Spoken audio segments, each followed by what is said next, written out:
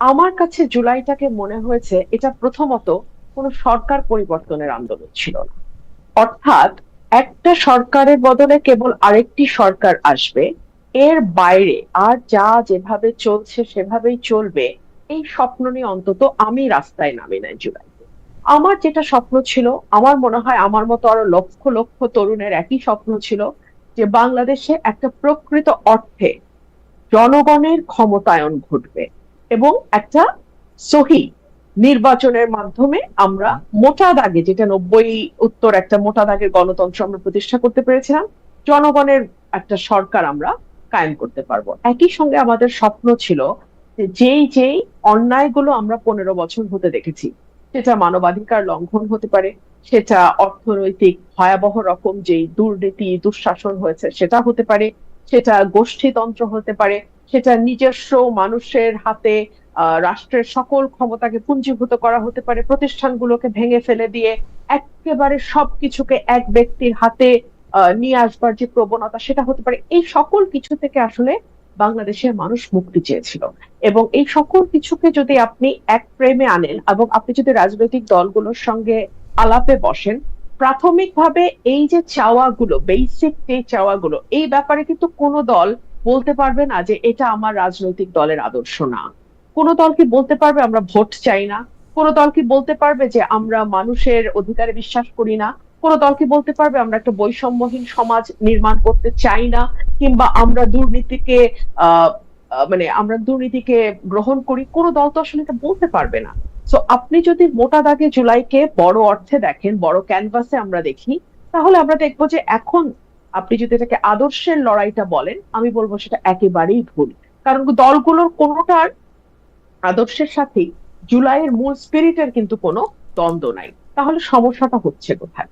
সমস্যাটা হচ্ছে, আমরা দেখলাম জুলাই পরবর্তীতে আহ যেই স্লোগানগুলো দেয়ালে লেখা হয়েছিল, যেই স্লোগানগুলো মিছিলে উচ্চারিত হয়েছিল, যেই আওয়াজটা আমরা সাধারণ গণমানুষের মুখে মুখে শুনেছিলাম, সেটা ধীরে ধীরে ধীরে ধীরে ফিকে হয়ে যেতে থাকলো এবং সেই জায়গাটা দখল করলো মব, সেই জায়গা দখল করলো উগ্রপন্থা, সেই জায়গা দখল করলো মেয়েদেরকে ধীরে ধীরে কোণঠাসা করে ফেলা, সমাজের প্রান্তিক মানুষগুলোর উপরে আরো বেশি কড়া নজরদারি করা।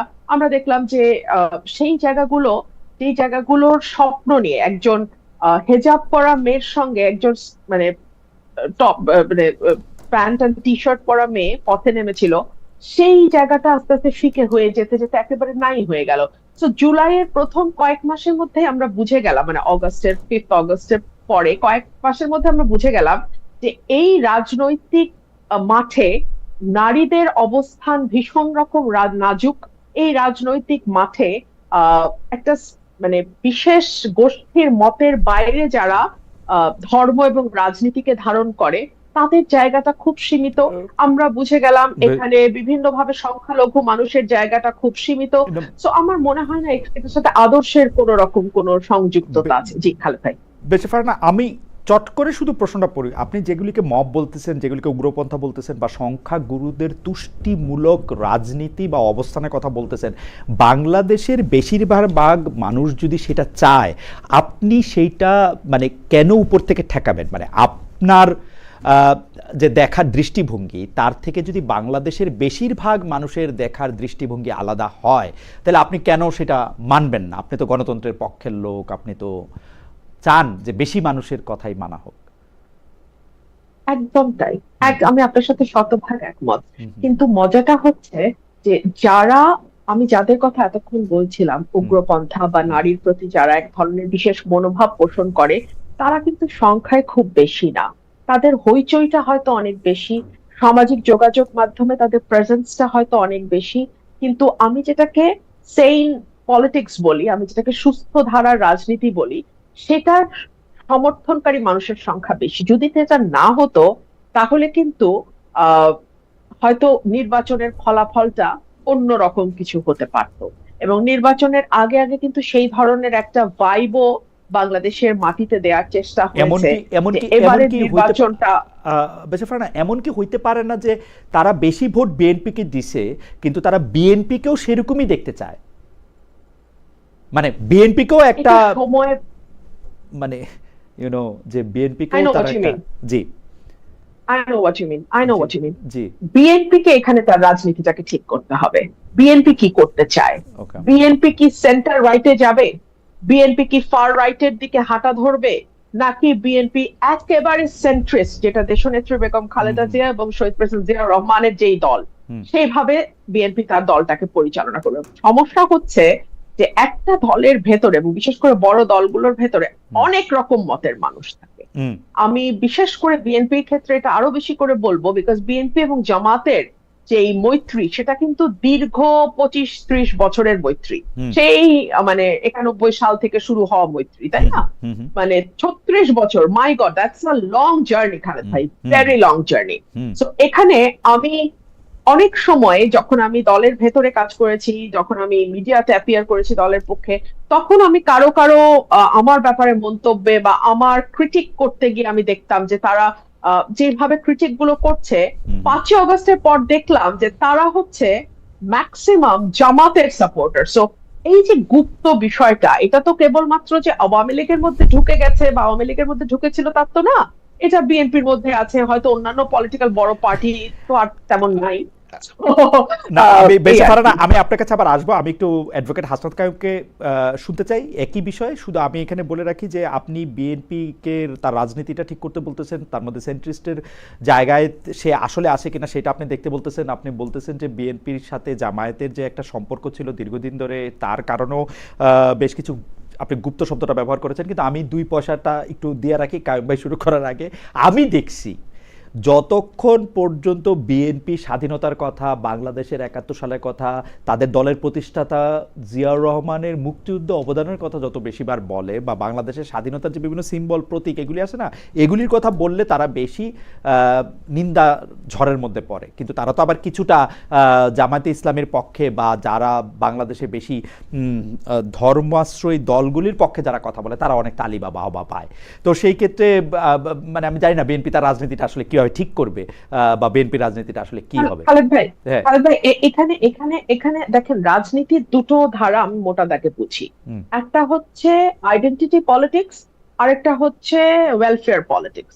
Welfare politics is always very very difficult. আপনাকে সেবা দিতে হবে, মানে 15 দিন যাবত ঘরের বাড়িতে চুলা জ্বলবে না, আহ 12 ঘন্টা এই এই এই ইলেকট্রিসিটি এই থাকবে এই না।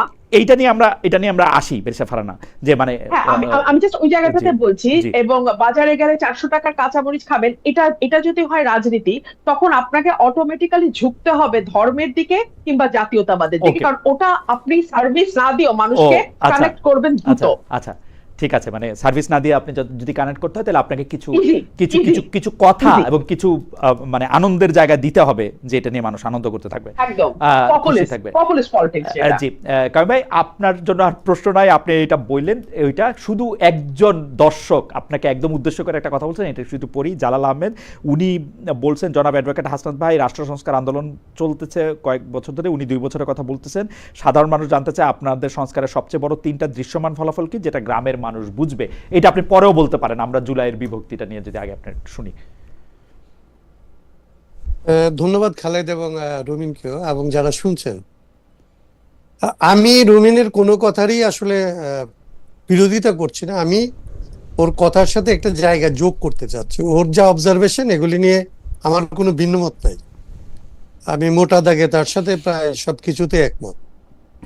আমার যেটা ভিন্নমতের জায়গা না, যেটা আসলে যোগ করার জায়গা, সেটা আমি বলতে চাই যে এই যে জুলাইটা বিভক্ত হইলো, এটার ধরে আমরা 2 ভাবে দেখতে পারি। একটা হচ্ছে যে ঘটনা দিয়ে মনে করতে পারি যে এ তাকে গালি দিল, এ ডান দিকে চলে গেল, এ বাম দিকে চলে গেল, এরকম একভাবে এই বিষয়টাকে দেখা যাইতে পারে, ঘটনা সাজায় সাজায় বাহির থেকে যেটা মনে হয়।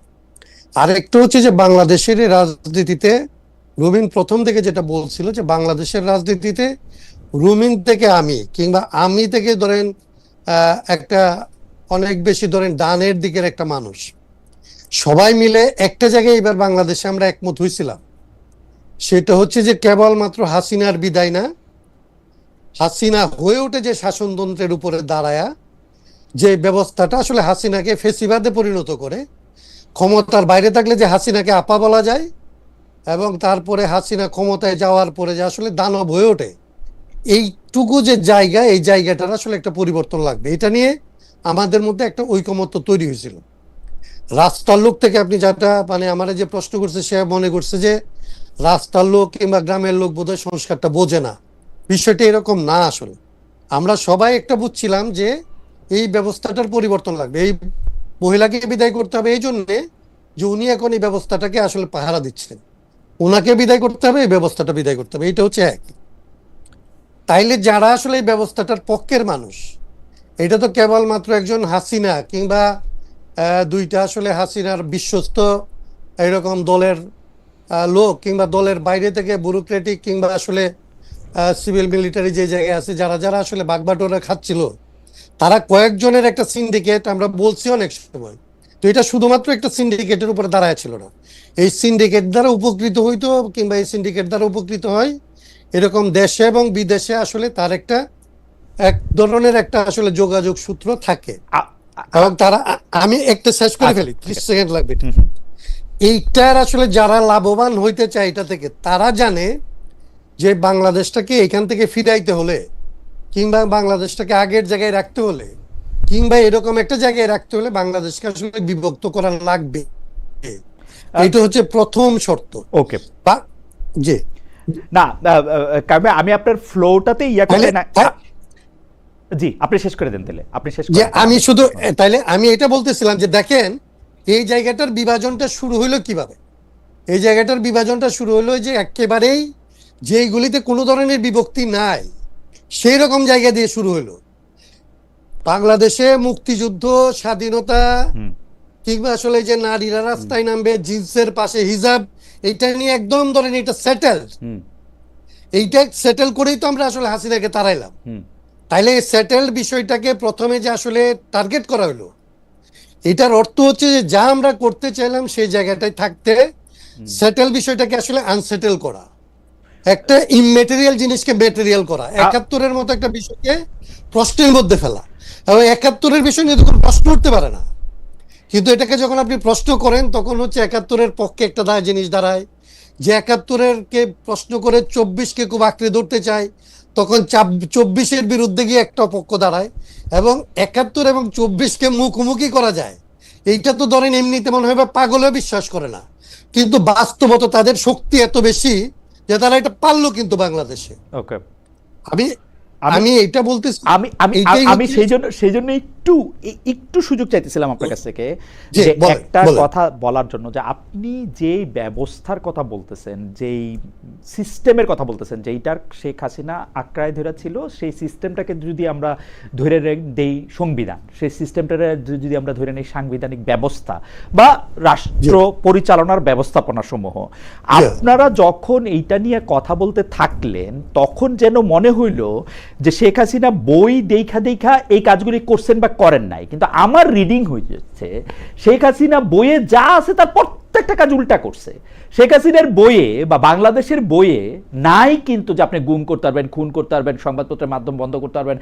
আপনারা ব্যস্ত হইলেন হচ্ছে বইটা চেঞ্জ করার জন্য, যেখানে শেখ হাসিনা নিজেই এই বইটা সবচেয়ে বেশিবার ভায়োলেট করছে। আপনারা দুইজনই আইনজীবী, আপনাদের আমি এইটা মূলনীতি আপনি রাখবেন কি রাখবেন না সেটা আপনার ব্যাপার, কিন্তু আমি দেখছি শেখ হাসিনা গণতন্ত্র, সমাজতন্ত্র, ধর্মনিরপেক্ষতা এবং জাতীয়তাবাদের একটি মূলনীতিও সে মানে নাই।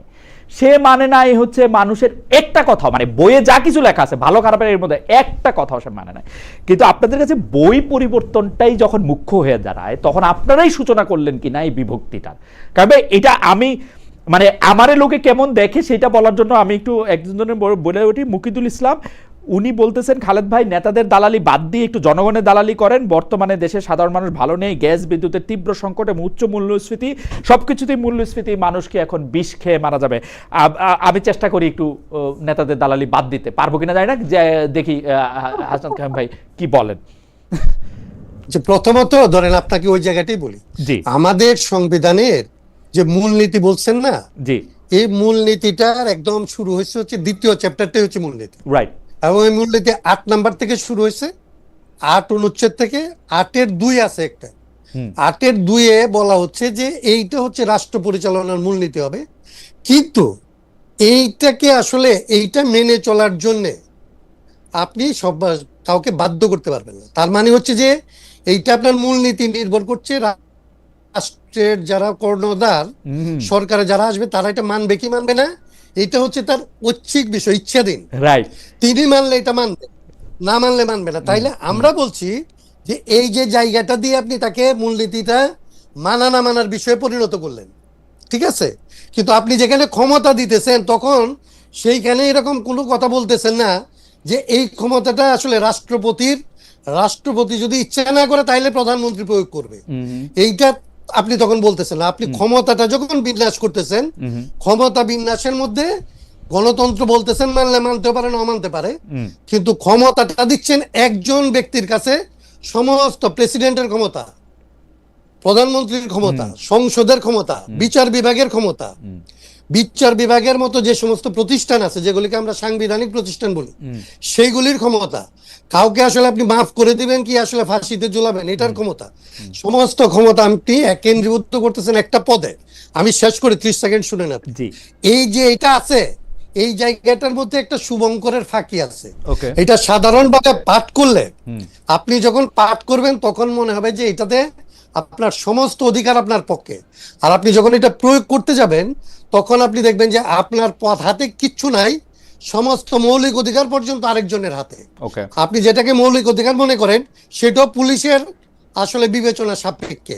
এই যে সাংবিধানিক ফাঁকিটা, এইটার উপরে দাঁড়ায়া প্রধানমন্ত্রী তার ক্ষমতাটা চর্চা করছে এবং ওইখানেই সে গুম খুন এগুলি সবগুলি করতে পারছে। আপনি যখন, আমি এইটা বলে শেষ করি, তাইলে এইটাকে যখন আমরা বললাম তখন আমরা কিন্তু বললাম না যে বইটাই সবকিছু, আমরা বললাম যে বইটা এবং এটার যে সাথে আইন কানুন, এবং যেটা তখন আমরা বলতে পারলাম না। আপনার প্রশ্নটা আমি নিচ্ছি এই জন্যে যে আমরা যখন রাষ্ট্র চিন্তা করি তখন আমরা বলছিলাম আমাদের স্লোগানটা হবে রাষ্ট্র, রাজনীতি এবং অর্থনীতি সংস্কার করতে হবে। আমরা বাধ্য হইলাম রাজনীতি শব্দটা বাদ দিতে, কারণ হাসিনার আমলে যদি আমরা রাজনীতি সংস্কারের কথা বলতাম তাহলে আপনাকে যেরকম বলতেছেন নেতার দালালি, তখন একদম রাষ্ট্র চিন্তা যে হাসিনার দালাল হিসাবে মাঠে নামতেছে, এইটা ছিল নিশ্চিত। মানে তখন আপনি আমাকে কোনোভাবেই সেভ করতে পারতেন না। মানে তার মানে হচ্ছে যে রাজনীতি করার ক্ষেত্রে কতগুলি পর্যায় থাকে যে আপনারা বুদ্ধিজীবীরা বিশ্লেষণ করে যেটা যেটা বলতে পারেন, আমরা সেটা জানার পরেও মাঠে যখন নামি তখন অনেকগুলো ধাপের কথা বলি, অনেকগুলো ধাপের কথা বলতে পারি না। কিন্তু আমার মনে হয় যে অ্যাডভোকেট হাসান খান আপনার বক্তব্য একদমই পরিষ্কার। আমার মানে পরবর্তী প্রসঙ্গে আমি যাই, যে কারণ কিন্তু এইটা আমার একটা একাডেমিক জায়গা থেকে প্রশ্ন, আমার কাছে মনে হয় পৃথিবীর সবচেয়ে ভালো। আমি এখানে আরেকটু 30 সেকেন্ড বলি, এই বিভাজনটা আরেক 30 সেকেন্ড বলি। আমরা বলছিলাম যে সংবিধানের এই জায়গাগুলি, ব্যবহারিক জায়গাগুলিতে, যেখানে আমার এবং রুমিনের এক্সপিরিয়েন্স একই হয়েছে, 50-55 বছরে আমাদের যে এক্সপিরিয়েন্স, ওই এক্সপিরিয়েন্সের জায়গাটাই কোথায় কোথায় সংশোধন করতে হবে, পরিবর্তন করতে হবে, এই জায়গাটাই আসি। বাকি যেগুলি ফিলোসফিক্যাল পার্ট, এইটাকে আমরা আসলে আলোচনার বাইরে রাখি। আমাদের তরুণদেরকে এটা বুঝাইতে পারছিল যে হাসনাত কাইম যেটা বলতেছে এটা না, মূলনীতি ফেলাই দিতে হবে, এইখানে আসলে ধর্মনিরপেক্ষতা ফেলাই দিতে হবে, সমাজতন্ত্র ফেলাই দিতে হবে। তর্কটা আমরা তাদেরকে বলছিলাম যে এটা লম্বা তর্ক, এটা করতে পারবা না বাবারা, এটা মাগরিবের ওয়াক্ত, এই শক্ত কাজা হয়ে যাবে। আমি বহুবার বলছি, সেই জন্য আমি কিন্তু খুব মনোযোগ দিয়া এই যে সংবিধান সংস্কার কমিটি, আমার প্রিয় শিক্ষক প্রফেসর আলী রিয়াজের নেতৃত্বে যে ওটার মধ্যে যে আলোচনাগুলি দেখাতো সেটা আমি দেখতাম। আমি শুধু একটা কথাই, শুধু মানে আমার হিসাব হচ্ছে পৃথিবীর সর্বশ্রেষ্ঠ সংবিধান যদি পৃথিবীতে কিছু থাকে, সব সংবিধান নিয়ে আসলে তর্ক করা যায়, ওইটাও যদি থাকতো সেইটা একটা মানুষের টাইরান্ট হওয়ার পক্ষে বাধা সৃষ্টি করে না এবং মানুষকে আসলে এম্পাওয়ার করে না। কারণ আমি দেখছি যে বাংলাদেশের প্রধান নির্বাচন কমিশনারের যে ক্ষমতা ছিল, সেই ক্ষমতা আর নির্বাচনকালীন সময় এই পৃথিবীর কোনো ইলেকশন কমিশনারের নাই। সত্যি আমি দায়িত্ব নিয়ে করছি, এটা আমি রকিবুল হুদা সাহেবও বলছিলাম, কিন্তু সে পারে না, সে ভয় পায়, সে কি করে না করে সেটা তো আর এটা হবে না। অন্য প্রসঙ্গের মধ্যে যাই, সেইটা হলো শেখ হাসিনার সংবাদ সম্মেলন, কথিত সংবাদ সম্মেলন। অনেকে আবার আমাকে মেনশন করছেন যে এইবার খালেদ কি বলবে। আমি বলছি যে উনি মুখ দেখায় না কেন, মুখ দেখায় একটা ইন্টারভিউ দেয় না কেন, সেটা আমি বলছিলাম। সেটার জন্য দুই পক্ষের হচ্ছে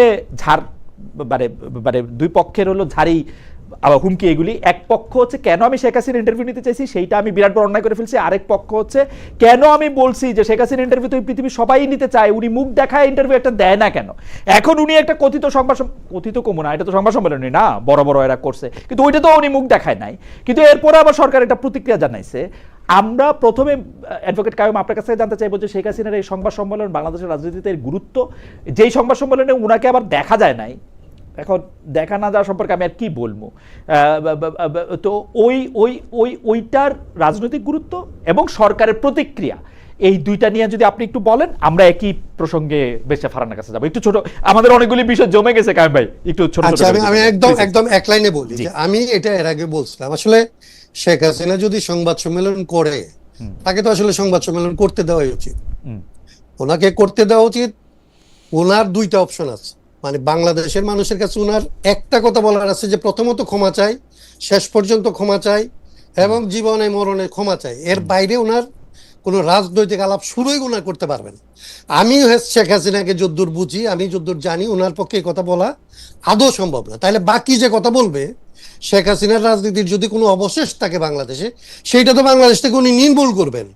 উনি বাংলাদেশের রাজনীতিতে আর ঢুকার ওনার কোনো জায়গা নাই। যদি আসলে প্রথমত 96 সালে কিছুটা পারছিল যে ক্ষমা চেয়ে উনি শুরু করছিলেন এবং ওনাকে ওইটাই ওনার কাজ ছিল, তো ওইটা এখানে হয় নাই।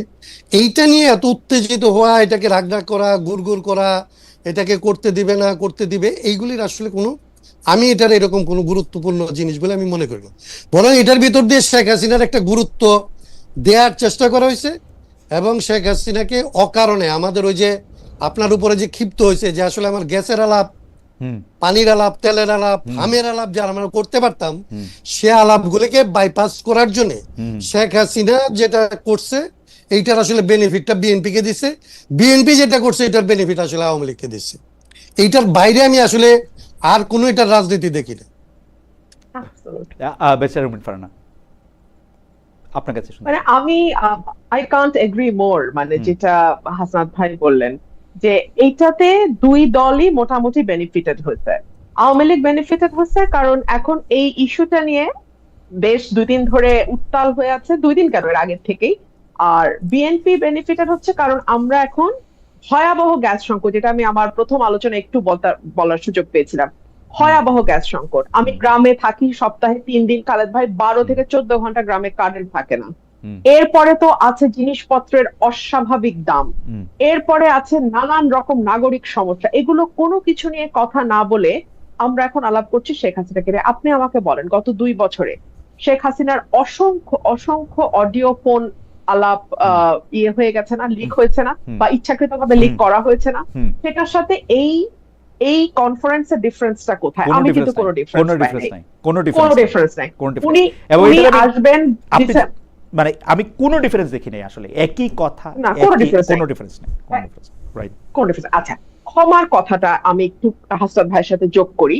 96 সালে আমারও মনে আছে শেখ হাসিনা বলেছেন, যদি অতীতে কোনো ভুল হয়ে থাকে আমরা ক্ষমা চাচ্ছি, একবার সুযোগ চাই। এক্স্যাক্টলি, আমি যদি correct me if I am রং, এইভাবেই শেখ হাসিনা ভোট চেয়েছিলেন যে যদি আমাদের ভুল হয়ে থাকে তাহলে আমরা ক্ষমা চাচ্ছি, আমাদের একটা সুযোগ দেন। আচ্ছা, এইবার কেন এটা বলছে না? এইবার কেন বলছে না জানেন খালেদ ভাই? মনে করে দেখেন তো, 5 অগস্টের পর আওয়ামী লীগ কিন্তু দীর্ঘ সময় কোনো আওয়াজ তোলে নাই। এরপরে আস্তে আস্তে আওয়ামী লীগ সমর্থক যেই সাংবাদিকরা আছেন বা যারা হয়তো মিডিয়াতে কাজ করেন, তারা একটু একটু একটু একটু একটু করে ঘুরিয়ে ঘুরিয়ে বিভিন্ন কথা বলা শুরু করলেন, এবং তারা এই কথাটা খুব আস্তে আস্তে আওয়াজটা বাড়া শুরু হলো তখন, যখন দেখা গেল যে বাংলাদেশে একটা বিন্দু পরিমাণ সুশাসন গত 2 বছরে কোনো সরকার কায়েম করতে পারে নাই। যখন দেখা গেল অর্থনীতির অবস্থা আরো খারাপ, যখন দেখা গেল যে নাগরিক সমস্যাগুলো নিয়ে আমি কথা বলছিলাম সেগুলো কোনোটা কোনো সরকার হ্যান্ডেল করতে পারে নাই, যখন দেখা গেল মববাজি যেভাবে ইউনূস সরকারের সময় হয়েছে কাছাকাছি, তারেক সরকারের সময় একই রকম প্রায় কাছাকাছি, যখন দেখলো হামে 800 উপরের শিশু মারা যাচ্ছে কিন্তু কোনো সরকারই সেটা দায় নেবে না, ইভেন বিএনপি মানে ট্রাই করছে ইউনূস সরকারকে ডিফেন্ড করার, মানে একটা ভয়াবহ অবস্থা। এবং ধীরে ধীরে আমার এই বাংলাদেশে তো আমি আছি, হাসনাত ভাই আছে, আপনি যুক্ত আছেন, আপনারা সবাই নিশ্চয়ই লক্ষ্য করেছেন, আস্তে আস্তে কিন্তু আওয়াজটা জোরদার হওয়া শুরু হলো যে নিরাপত্তা নাই, মববাজি, চাঁদাবাজি, নাগরিক সুযোগ সুবিধা একদম খারাপ, এবং শেখ হাসিনার সময় অন্তত আমি কথা বলি আমার উপরে বিপদ আসবে, হাসনাত কাইয়ুম ভাই কথা বলবে হাসনাত কাইয়ুম ভাইয়ের উপর বিপদ আসবে, কিংবা আরেকজন আন্দোলন করতে নামবে তার উপর বিপদ। কিন্তু যেই মানুষটা মধ্যবিত্ত, যে মানুষটা প্রাইভেট অফিসে চাকরি করে, প্রাইভেট একটা চাকরি করে, 1 লাখ বা 80,000 টাকা বেতন পায়, তার জীবনটা তো নিরাপদ ছিল খালেদ ভাই। তার তো নিরাপত্তা নিয়ে কোনো টেনশন ছিল না, সে তো নিশ্চিন্তে রাতে ঘুমাইতে পারতো বাসায়। সে তো বাজারে গিয়ে অন্তত মানে দৈনন্দিন বাজারটা মোটামুটি না, কিন্তু আপনি করে তো আনতে পারতো নির্বিঘ্নে। কিন্তু আপনি তো বেশি না, আপনি তো একটা স্বাভাবিক অবস্থার কথা বলতেছেন, কিন্তু মানুষ তো আসলে বিপদে পড়ে, তার চিকিৎসা, জরুরি চিকিৎসা প্রয়োজন হয়, তার বিরুদ্ধে তার কোনো একটা মামলা পরিচালিত হতে পারে, তার আপন ভাই কর্তৃক বা নেইবার কর্তৃক, মানে যে কোনো কিছু যেটা বোল্ড ফ্রম দ্য ব্লু, একদম সাধারণ মানুষেরও এরকম নানা ধরনের ঘটনা ঘটে, তখন তো সে দেখতো যে সে বিচার পায় না, পুলিশ তার পক্ষে কথা বলে না। সে যদি আওয়ামী লীগ না করতো বা বিএনপি না করতো, তাহলে তার আসলে কোনো জায়গা নাই বাংলাদেশে। ওইটার মতো তো সাংঘাতিক একটা দমবন্ধ পরিস্থিতি তো আর আমরা আসলে নাই, নাকি আসি, সেটাও যদি বলতেন। আপনি কি বিচার পাচ্ছেন? ও গত কয়েক মাসের আইন শৃঙ্খলা পরিস্থিতি আমি সংসদে তুলে ধরেছি, হুম। কয়টা ঘটনার বিচার? আপনি আসেন, মামলা আগেও আমরা দেখেছি বিএনপির নেতা কর্মীদের নাম হরে দরে সবার নাম দিয়ে লাস্টে 100 অজ্ঞাতনামা, এবং সেই 100 থেকে 500 মানে আপনি বলতে অজ্ঞাতনামার চাচ্ছেন যে মধ্যে একই রকম আসে, তাহলে বেশি পারে না আপনি একটু একই রকম আছে, তাহলে আমরা কি এইটা হাসদ খানের কাছে শুনবো যে একই রকম আছে কিনা, বা দুর্ভোগটা একই রকম আছে, দুর্ভোগ দুর্ভোগটা একই রকম আছে। সেই মামলা বাণিজ্য, সেই শোন অ্যারেস্ট, সেই মানে ঘটনা ঘটুক না ঘটুক বিরোধী দলের নামে মামলা, সেগুলো চলতেছে। On the top of that যুক্ত হয়েছে ভয়াবহ রকম চাঁদাবাজি, নিরাপত্তাহীনতা, যুক্ত হয়েছে আইন শৃঙ্খলা পরিস্থিতির অবনতি। এগুলো হচ্ছে নিউ এডিশন। তো মানুষ তো এখন বলতে বাধ্যই হবে, এবং এটা তো আওয়ামী লীগকে একটা সাহস দেবে যে ও আমাদের তো পাল্টাইছিলা, তো কোন বেটার প্রোডাক্টটা তোমরা পেলা। অনেকে বলতেছেন যে আওয়ামী লীগ যে সাহসটা পাইতেছে, সেই সাহসটা আসলে মূলত দিচ্ছেন আপনি, কারণ আপনি একটা পরিচিত সংসদ সদস্য, আপনি আওয়ামী লীগের আসার পথ, এই ব্যাপারটা কি আপনি কোনো কিছু বলবেন? যে মানে দেখেন আমাদের রিসার্চ টিমও এরকম লেখছে যে আপনি হচ্ছেন সবচেয়ে বেশি শেখ হাসিনার আসার ব্যাপারে পজিটিভ কথা বলছেন, যে হ্যাঁ উনি আসবে বা ওরকম কোনো কিছু। ভাই শুনেন, আমি বাংলাদেশের খুবই ক্ষুদ্র একজন রাজনৈতিক কর্মী, but at the same time আমি একজন লয়ার, এবং আমার পরিবারের একটা রাজনীতির ইতিহাস আছে। সো আমি একজন পলিটিক্যাল ফ্যামিলির সন্তান হিসেবে আমি চিন্তা করি আমি ওই জায়গায় থাকলে আমি কি করতাম। সো এই জন্য আমি বলছি কমন সেন্স বলে শি উইল বি ব্যাক, এটা আমার কমন সেন্স বলে। 3টা কারণ আমি আপনাকে বলে দিচ্ছি এখনই কেন আমি বলেছি। আচ্ছা, চটচট করে বলবেন। জি, হচ্ছে ওনার রাজনীতির একটা দীর্ঘ ইতিহাস এবং ত্যাগের ইতিহাস আছে ওনার পরিবারের। ওনার পুরো পরিবারকে এক রাতে মেরে ফেলা হয়েছে পলিটিক্যাল কারণে। 2 হচ্ছে ওনার নিজের ত্যাগ আছে সরকারি দল, বিরোধী দল হিসেবে, এবং ওই পরিবারের একজন বেঁচে যাওয়া সদস্য হিসেবে। 3 হচ্ছে ওনার বয়স। উনি যদি এখন ভারতের মাটিতে মারা যান, ওনার এই এত বড় দল যেটার পেছনে ওনার বাবা, ওনার পরিবার এবং ওনার আত্মত্যাগ, সেই দলটার কি হবে? তো আমি যদি ওনার জায়গায় থাকতাম আমি আসতাম। তো আমি সেই কমন সেন্স থেকে বলছি। আর আমি আজকে আপনাকে আপনার অনুষ্ঠানের মাধ্যমে এটাও ক্লিয়ার করি, বিএনপির যখন ওই ডোবার নিচে বসে বসে বিএনপির মনোবল চাঙ্গা করার জন্য যেমন আমাকে দরকার ছিল, কারণ বিএনপি তখন আসলে বিপদে ছিল এবং বিএনপির পক্ষে কথা বলার কেউ ছিল না, তো আমি তখনও যৌক্তিক এবং সত্য কথা বলেছি, বিএনপির পক্ষে গেছে। এখন আমি যৌক্তিক এবং সত্য কথা বলি। আওয়ামী লীগ যদি কোনোদিন বাংলাদেশে ফেরে, কোনোদিন যদি বাংলাদেশের রাজনীতিতে যায়, আপনি মোটেও ভাববেন না যে তাদের সাথে আমার খুব ভালো একটা বনিবনা হবে।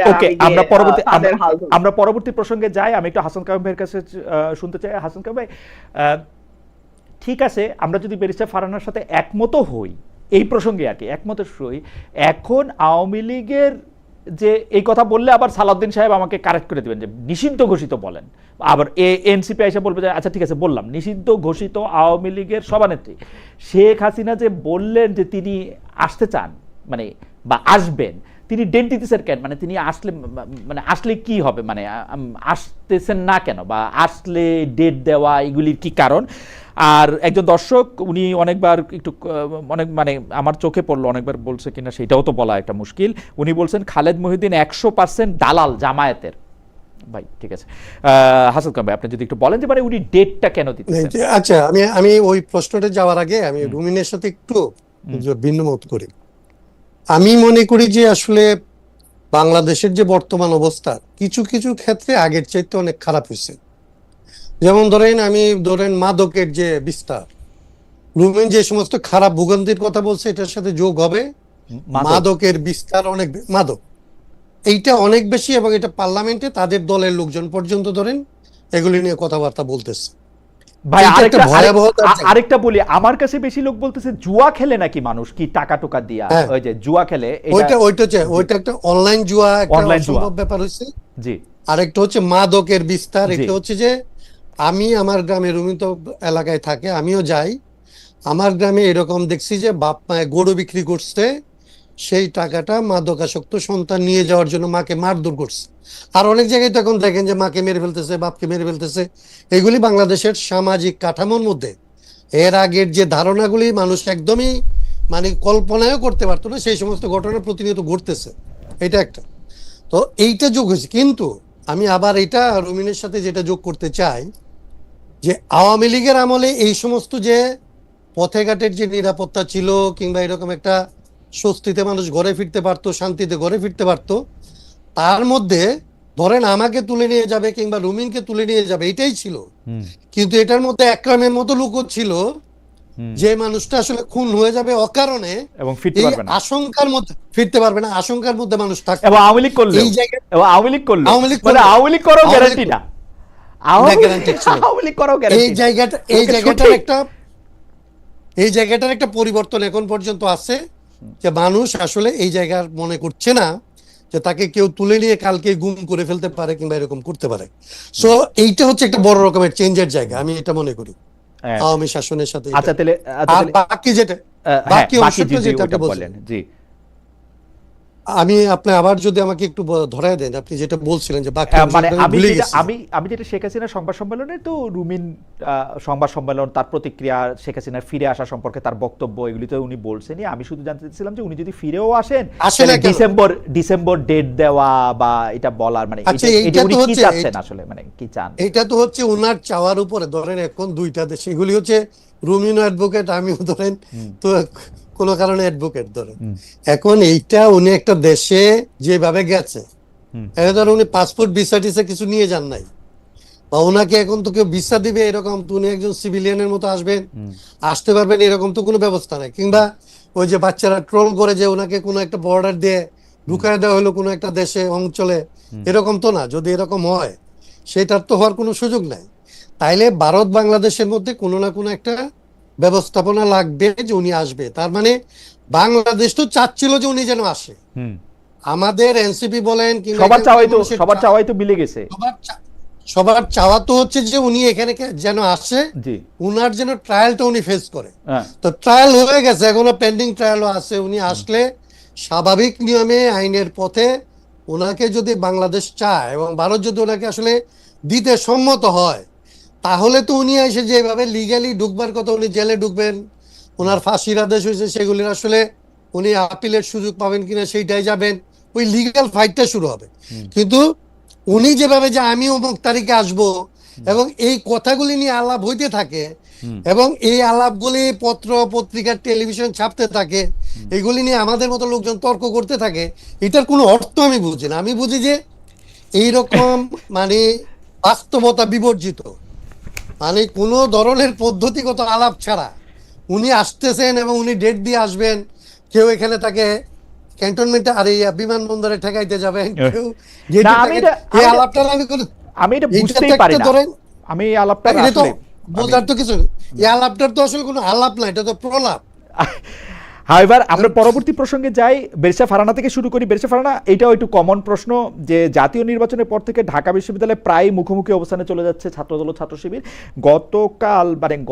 গতকাল না, মানে আসলে আমেরিকার দিনের হিসাবে, বাংলাদেশের হিসাবে আরেকদিন আগে জগন্নাথ বিশ্ববিদ্যালয়, ঢাকা কলেজ ও ঢাকা আলিয়া মাদ্রাসার সংঘর্ষে জড়িয়ে পড়েছে, মঙ্গলবার দিন আসলে জড়িয়ে পড়েছে এই দুই ছাত্র সংগঠন। জগন্নাথ বিশ্ববিদ্যালয়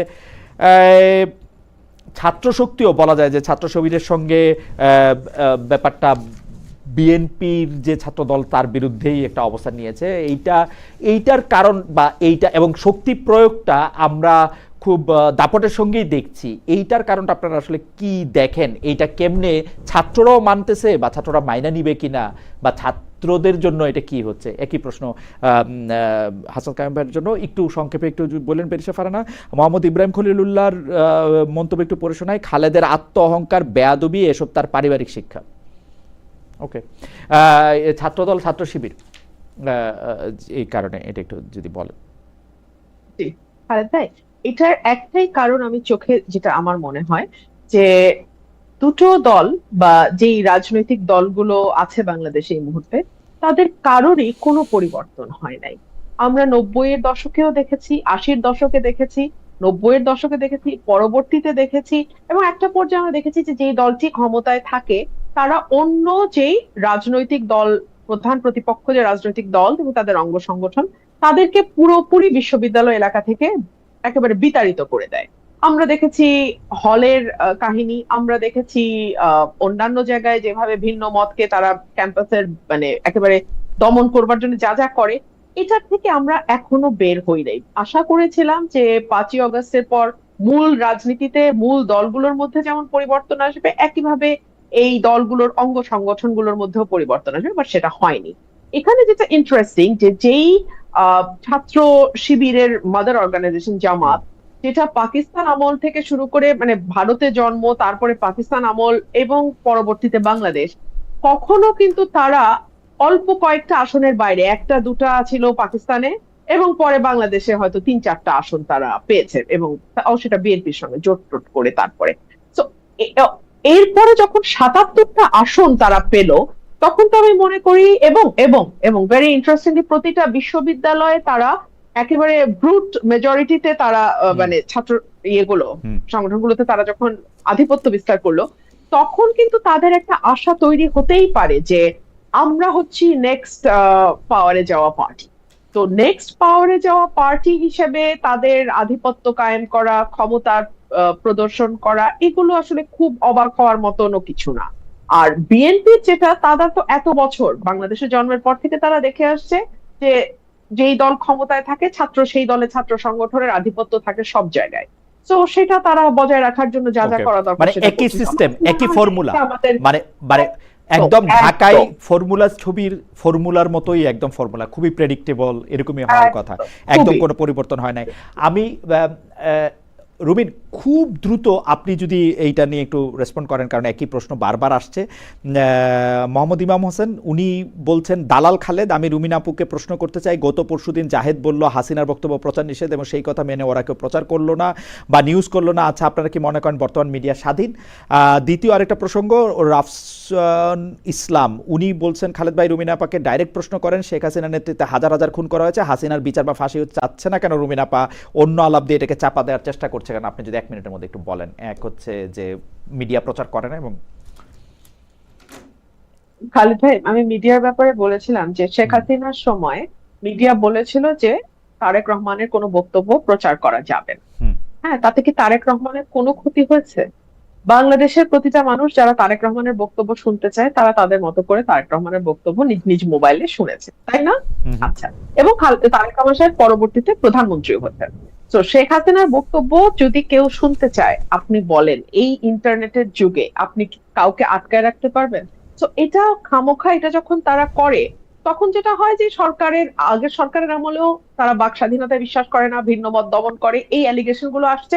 এই সরকারের আমলেও বিএনপি যে চেয়ে পড়ে তাদের ঘাড়ে এই অ্যালিগেশন গুলো নিচ্ছে যে তারা ভিন্ন মতে বিশ্বাস করে না, তারা দমন করতে চায়, মিডিয়াকে কন্ট্রোল করে, ইত্যাদি ইত্যাদি। আচ্ছা, আরেকটা যেটা আমাকে প্রশ্ন করেছে, আমি ফাঁসি চাই না বা কি চাই, আমি বিচার চাই ভাই। আমি সবার সুষ্ঠু ন্যায় বিচার চাই। এমনকি আমি জামাতে ইসলাম মানে আমি, অনেকে আর বলছে যে রুমি তো বিএনপি থেকে বের হয়ে হয়তো জামাতে গেলে সুযোগ সুবিধা কিছু বেশি পেত, সময় বেশি পেত, একটা অর্গানাইজ ফোর্স তার সঙ্গে থাকতো। আমি তখন বলেছিলাম যে যেখানে আদর্শের ন্যূনতম মিল নাই, সেখানে কেবলমাত্র কিছু সুবিধার জন্য তো একটা দল যাওয়া কোনো অর্থ নাই। তো আমি কিন্তু সেই আদর্শিক ভাবে 180 ডিগ্রি মানে উল্টা থাকা সত্ত্বেও আমি কিন্তু বলেছিলাম, জামাতের যখন হিউম্যান রাইটস ভায়োলেট হয়েছিল, আমি বলেছিলাম যে না, এই হিউম্যান রাইটস তাদেরকে দিতে হবে। আপনি ইভেন যখন আবরার হত্যাকাণ্ড হলো, আমি বলেছিলাম যে you can't give a dog a bad name and kill it. এই প্রিন্সিপাল আপনি চলতে পারেন না। আপনি একটা মানুষকে চেরি পিকিং এর মতো করে আপনি তাকে একটা তকমা দেবেন শিবির, আর তারপর তাকে হত্যা করবেন, এটা চলতে পারে না। বাট দ্যাট ডাজন্ট মিন যে আমি জামাতের রাজনীতিকে সমর্থন করি। একইভাবে সেটা জামাত হোক, আওয়ামী লীগ হোক, বিএনপি হোক, জাতীয় পার্টি হোক, যেটাই হোক, যেখানে মানুষের নাগরিকের অধিকারের প্রশ্ন আসবে, সেখানে আমি কথা বলবো, এটা আপনার ভালো লাগলেও বলবো, আপনার ভালো না লাগলেও বলবো। অ্যাডভোকেট হাসান কালাম, ছাত্রদল এবং ছাত্র শিবির এবং আধিপত্য বিস্তার নিয়ে আমরা খুব শুনতাম আওয়ামী লীগের আমলে, আধিপত্য বিস্তার নিয়ে। এটা তখন আওয়ামী লীগের আমলে তার কেউ ছিল না, ছাত্রলীগ দুই গ্রুপের মধ্যে। এই আধিপত্য বিস্তারটা কি ছাত্রদের মধ্যে, মানে সাধারণ ছাত্রদের মধ্যে অনেক বেশি কাম্য? মানে এইখানে তারা কি পপুলিস্ট রাজনীতিটাই করতেছে কিনা, মানে বেশি সংখ্যক ছাত্র চাইতেছে যে এটা হয় শিবির দখল করুক বা দল দখল করুক বা এনসিপির যে ছাত্র শক্তি আছে তারা দখল করুক, এইটার ক্ষেত্রে কি তারা একটা পপুলিস্ট রাজনীতি করতেছে? মানে ছাত্ররাই কি চায় যে একটা দখলদারিত্বের একটা রাজনীতি থাক শিক্ষাঙ্গনে? না, প্রশ্নটা যেটা হয়, মানে ঘটনাটা যেটা হয় যে কিছু কিছু ক্ষেত্রে কোনো কোনো মানুষের কাছে আসলে ক্ষমতা কিংবা ক্ষমতার ধারণা আসলে তৈরি হয় কারো কারো সম্ভব। ধরেন আপনার যখন রাকসু থেকেও জিএস, তাহলে রাকসুর জিএস এর কিছু ক্ষমতা আছে, এইটা মনে করা হয়। কেন? সে ক্ষমতা দিয়ে আসলে বিসির সাথে কথা বলে, প্রক্টরের সাথে কথা বলে, কলের কমিটির সাথে কথা বলে, একজনকে বের করে দিলে বিচার করে, একজনকে আসলে সিট দিতে পাইতে বিচার হেল্প করে, এরকম। তাহলে এই রকমের ক্ষমতা বলয় যেটা গড়ে ওঠে, তার সাথে আসলে ক্ষমতা চর্চা করতে চায় এরকম কিছু মানুষ আসলে যুক্ত হয়। আবার এটার বিপরীতে যারা আসলে ক্ষমতা চর্চা করে তার বাইরে কিছু মানুষ যুক্ত হয়। যেই মানুষেরা ধরেন হতাশ হয়েছে এবারের অভ্যুত্থানের পরে, সেই মানুষেরা আসলে কোথাও আসলে আর যাইতে চায় না। প্রাইভেট ইউনিভার্সিটিকে দেখলে আপনি বুঝবেন যে অভ্যুত্থানের পর এই যে বিভাজনের গল্প বললেন না, অভ্যুত্থানের পর সবাই ঘরে গিয়ে আসলে পড়াশোনা শুরু করলো, মনে করলো এত কিছুর পরে যখন আসলে পরিবর্তনটা হইলো না, তাহলে রুমিন আর আমি না হয় মিশন নিছি যে আমার সারা জীবন আমি মানুষের জন্য কথা বলতেই থাকবো। একটা ছেলে একটা যে একাডেমিক জীবনে গেছে, ও তো এটা করার জন্য যায় না, ওর তো এটা মোটো না। ওর মোটো তো ওর একটা সিম্পল লাইফ, ও আসলে একটা কেরিয়ার বিল্ড আপ করবে, একটা শান্তিতে থাকবে, চাকরি পাবে, পড়াশোনা করার পরিবেশ পাবে, ওরকম। তাহলে যারা পপুলিস্ট আর যারা সাধারণ ছাত্র তারা তো এটা চায় না, কিন্তু তারা যারা এটার শিকার হয় তাদেরকে যেহেতু তারা সংঘবদ্ধ থাকে না, তারা দলবদ্ধ থাকে না, এটাকে প্রতিরোধ করার জন্য বারবার সে আগে আসতে পারে না।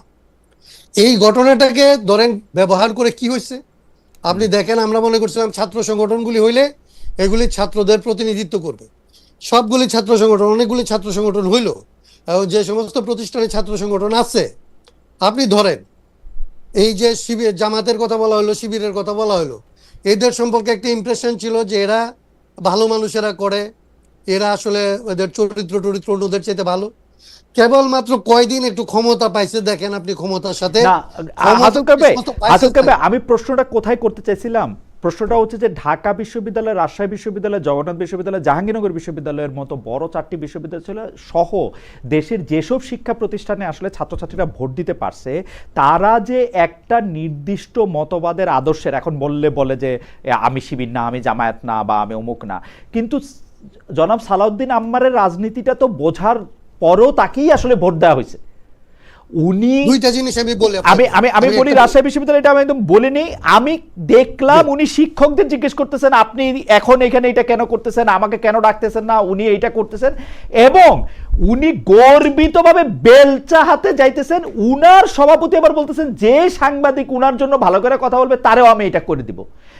উনারা দেখতেছেন, উনাদের কাজ যে ওই ঢাকা বিশ্ববিদ্যালয়ের কথা বলি, আমি জীবনে শুনি নাই ছাত্র সংগঠনের দায়িত্ব হচ্ছে কোন মানুষের কি প্রেফারেন্স সেইটা নিয়ে কথা বলা এবং তাদেরকে আটকায় দেওয়া, এটা তার কাজ, এবং সেটা করতেছে গর্বিত হইয়া, এবং তাদেরকে আবার ভোটও দেওয়া হচ্ছে না। ভোটটা তারা যখন পাইছিল, আমি ওই জায়গাটার কথা বলি, জি, ভোটটা যখন পাইছিল তখন দুইটা জিনিস ছিল।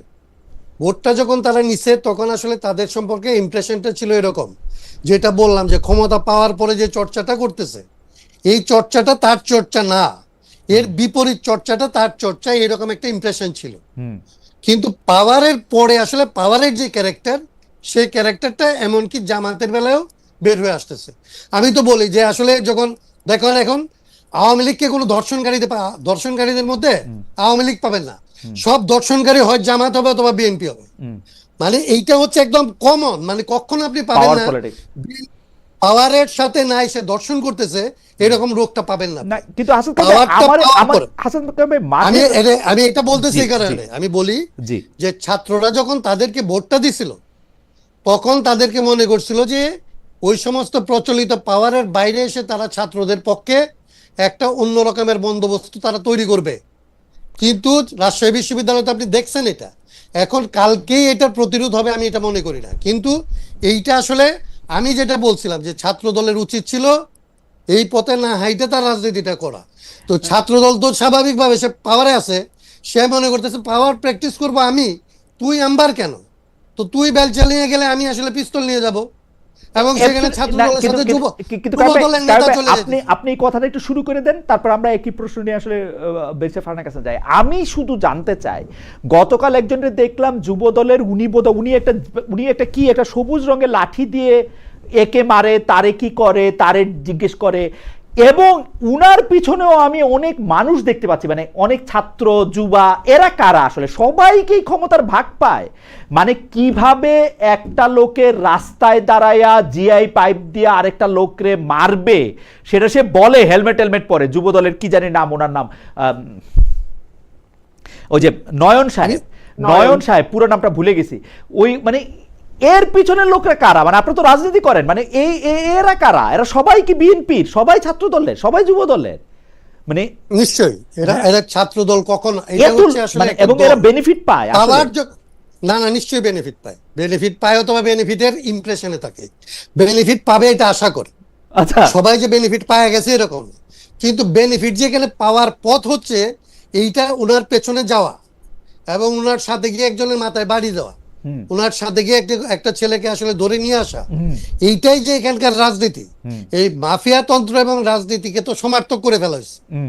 চাঁদাবাজি, ধান্দাবাজি, কিংবা ধরেন এই যে ড্রাগবাজি, সালিশবাজি, এইগুলি সবচেয়ে বড় কথা হলো আইন নিজের হাতে তুলে নেওয়া। আমাকে সবক দিতে আসে, আমি যখন জিজ্ঞেস করলাম যে ভাই আপনাদের এক বড় নেতাকে দেখলাম বা আপনারই দেখলাম রাস্তা আদ্যা তুলে ফেলেন, মানে এটা কিরকম, আমাকে সবক দিতে আসে, তাইলে কি ওই মানে কি আমাকে কি তাইলে কি বিশেষ পাশ দিয়া পুলিশ হইয়া কইছিলাম যে ভাই আপনি সরকারে গিয়া করেন এগুলি কি, এবং এগুলি করে তারা গর্বিত, আইন নিজের হাতে তুলে নিয়ে আবার গর্বিত, এটা কিরকম, এবং জনগণ ওদের সাপোর্ট করে, এটার হিসাবটা কি আসলে?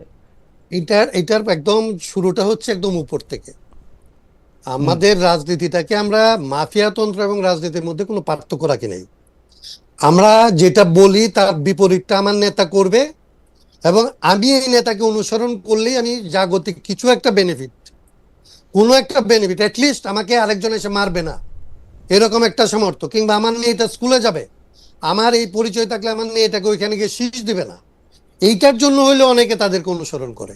মানে দুই রকম ভাবে অনুসরণ করে, একটা হচ্ছে আমি অমুকের মেয়েকে তুলে নিয়ে আসবো তাইলে করি, আর একটা আমি মনে করি যে ক্ষমতাটা যেহেতু তার হাতে, তাহলে তার সাথে থাকলে আমার মেয়েটা স্কুলে যাওয়ার সময় নিরাপদে যাবে। এইটারই সংস্কারের কথাটার জন্য আসলে রুবিন যেটা বলছিল প্রথমে, যে বাংলাদেশের মানুষ এইরকম অবিশ্বাস্য ভাবে আসলে বন্দুকের সামনে এটা দাঁড়াইছিল এই আশা থেকে, কিন্তু আমরা গত 2 বছরে এটাকে একদম সাকসেসফুলি এটা মিথ্যা প্রমাণ করতে পারছি। ওকে, বেশেফারনা, আপনার কাছে কি মনে হয় যে মানে এই যে এই প্রত্যক্ষ অন্যায়ের পিছনে এত মানে অন্যায় যে করতেছে, মানে আমার তো এটা বুঝতে কোনো সায়েন্স পড়া লাগে না যে যেই লোকটা জিআই পাপ বা হেলমেট হাতে নিচ্ছে সে যুবদল করুক, আর যেই লোকটা বেলচা হাতে নিয়ে বলতেছে বেলচা দিয়ে পিটাইয়া গর্ত করে থুয়ে দিব এটা অন্যায়, অথবা যে লোকটা মাঠের থেকে কি বলে রাস্তা টান দিয়ে এরকম তুলে ফেলতেছে, তারপরও তাদের পিছনে এই লোকটা থাকার কারণটা কি, মানে মানে এইটার ফিলোসফিটা কি? মানে আমি ভালো খারাপ ন্যায় অন্যায় আমি এটা বললাম না, কিন্তু জনগণ তো তাদের সমর্থন করতেছে এইটা বলা। আমি একটু আরেকটা দর্শকের একটু মতামত পড়ি। উনি বলতেছেন খালেদ নিজেই সমালোচনা, তার নামটা পড়তে পারতেছি না পুরোপুরি, RH.info, খালেদ নিজেই সমালোচনা নিতে পারে না, ওনাকে কেউ সমালোচনা করলে উনি খুবই বিরক্ত হন। বেঁচে ফারানা, আপনি যদি একটু বলতেন যে তাদের পেছনেও আসলে অনেক জনসমর্থন, নাকি এই রাজনীতি, এইটাই রাজনীতি এখনকার বা সব সময়? খালেদ ভাই, আমরা আসলে অর্থনীতিতে ট্রিকল ডাউন বলে একটা কথা আমরা শুনি, তাই না, যে উপর থেকে আস্তে আস্তে চুয়ায় চুয়ায় নিচে পড়ে। ঠিক একই জিনিস রাজনৈতিক দলগুলোর মধ্যে হয়। একদম পদে যারা থাকে তাদের কাছ থেকে তারা পায় আরো বড় নেতার কাছ থেকে, জেলা পায় কেন্দ্র থেকে, কেন্দ্র পায় আরো উপর থেকে, আর নিচে যারা আছে তারা পায় জেলা থেকে, উপজেলা, উপজেলা থেকে ইউনিয়ন, ইউনিয়ন থেকে ওয়ার্ডে যায়। আচ্ছা, এখন এই এই যে ট্রিকল ডাউন করা অর্থ, এটার উৎসটা কি? এটার উৎসটা চাঁদাবাজি, এটার উৎসটা কমিটি বাণিজ্য বড় দলগুলোতে, এটার উৎসটা ক্ষমতায় থাকলে বিভিন্ন জায়গায় জোর জবরদস্তি করে এর ব্যবসা দখল, তার জমি দখল, তার অন্য বাড়ি দখল, ইত্যাদি ইত্যাদি। এবং এই যে একটা আনহোলি নেক্সাস তৈরি হয়, আপনি যেটাকে জনসমর্থন বা জনগণ বলছেন, আই এম সরি, না না, একদম না খালেদ ভাই, ডোন্ট মিসআন্ডারস্ট্যান্ড দেম অ্যাজ জনগণ ও জনসমর্থন, নট অ্যাট অল। ওরা হচ্ছে কিছু সুবিধাভোগী। আপনি আমাকে বলেন, মানুষ রাজনীতি কেন করে?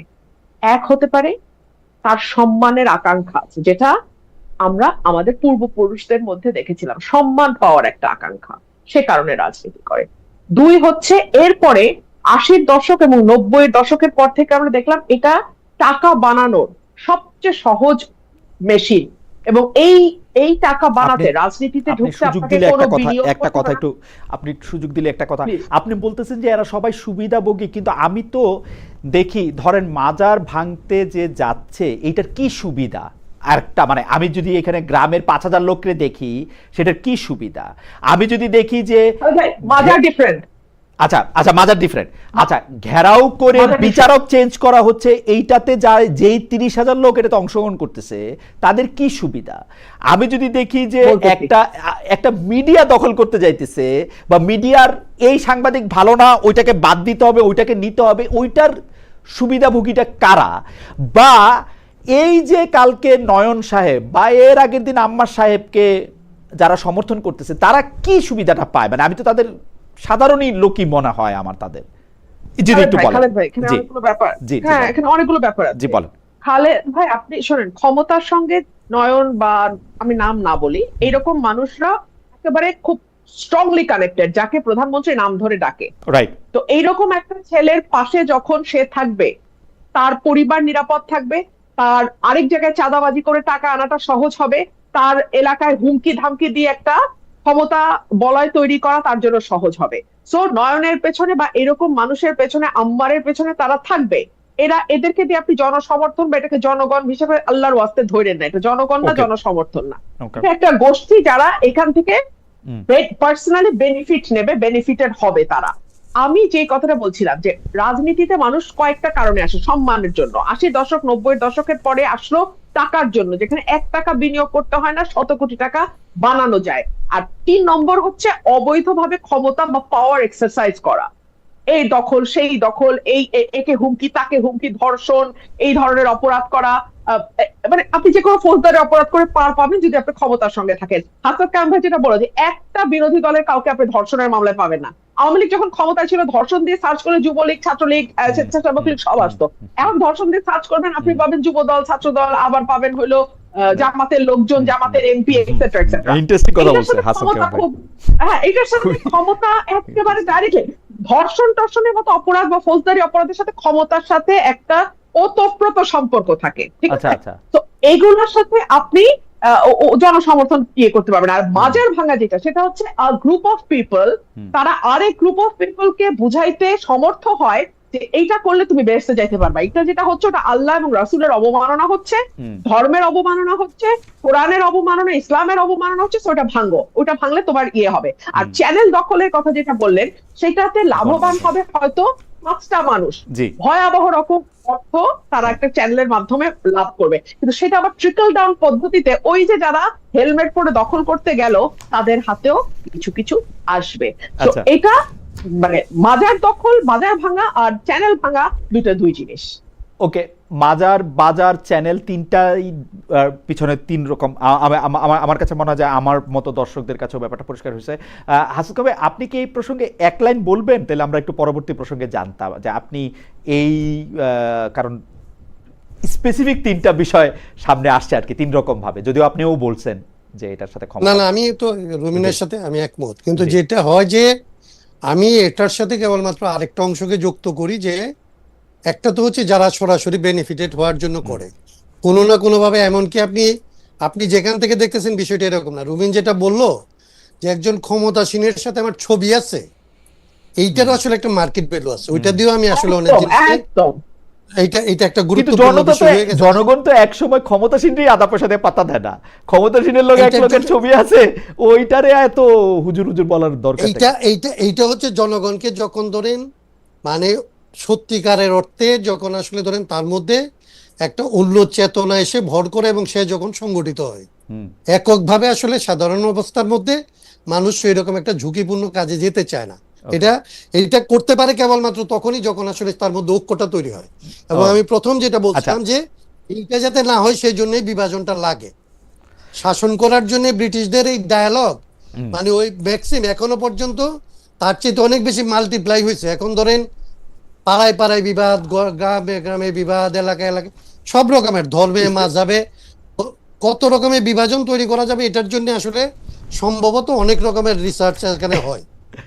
আসলে আমি জানি না আসলে আসলে এটা হওয়া খুব সম্ভব, যেটা মনে হয় একটা মানে মানে মানে চাহিদা জরিপ জাতীয় একটা খুবই স্পেসিফিক এটা একটা বিরাট মার্কেট আছে, চাহিদা বিরাট জরিপ জাতীয় মার্কেট একটা আছে। মানুষ আছে। আমি আমি আমার কাছে মনে হয় এটা হয়। আমি খেয়াল করি যে আপনাদেরকে আমি অনুরোধ করব, জি। আমি অনুরোধ করব যে মিডিয়াকে এটা দেখার জন্য। এটা নিশ্চয়ই আছে, কারণ এত ক্রিয়েটিভ ভাবে মানুষকে ধরেন মানুষের যেখানে যেগুলো নিয়ে তর্ক করার কথা কোনো তর্ক আপনি পাবেন না। আচ্ছা 71 সাল নিয়ে কোনো তর্ক হইতে পারে? এটার কোনো তর্ক ভাই আপনি 55 না বছর আসলেই 1971 সাল আমাদের জন্য খুব গুরুত্বপূর্ণ, কিন্তু আমি জাস্ট কারণ ভাই আপনার সাথে শেয়ার করার জন্য বেশে ফারানাও এখানে আছেন, সাক্ষ্য দিতে পারেন, কারণ বেশে ফারানাও একটা সাংঘাতিক এলাকায়। নামাজে আপনি কিভাবে দাঁড়াবেন, আপনি সালাত আদায়টা কিভাবে করবেন, এইটা নিয়ে একজন আরেকজনকে কাফের বলতেছে, সম্মানিত আলেমদের একজন আরেকজন। আপনি দাঁড়ায়া মানে জোরে আমিন বলবেন নাকি আস্তে আমিন বলবেন, আপনি দাঁড়ায়া মিলাদ পড়বেন নাকি বৈশা মিলাদ পড়বেন, আপনি কোলাকুলি করবেন কি করবেন না, কেমনে করবেন। আমরা বিভক্তি ভালোবাসি।